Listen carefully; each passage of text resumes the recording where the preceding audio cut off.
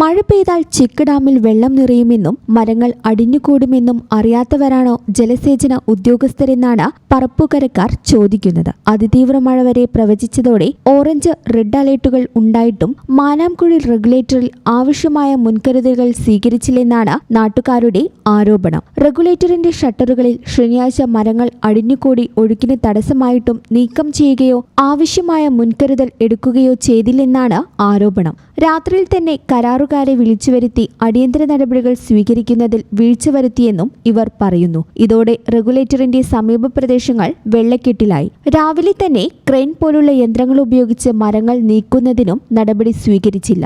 ചുമതലയുള്ള ഉദ്യോഗസ്ഥനെ ഉന്നത ഉദ്യോഗസ്ഥർ വിളിച്ചിട്ടും പ്രതികരിക്കുന്നില്ലെന്നും ആരോപണമുണ്ട്. ശക്തമായ മഴ പെയ്താൽ റെഗുലേറ്ററുകളിലും ചെക്ക് ഡാമുകളിലും തടസ്സങ്ങൾ അടിയന്തരമായി നീക്കുന്നതിൽ ജലസേചന വകുപ്പ് പരാജയമാണെന്നും വിവിധ രാഷ്ട്രീയ കക്ഷി നേതാക്കൾ പ്രതികരിച്ചു.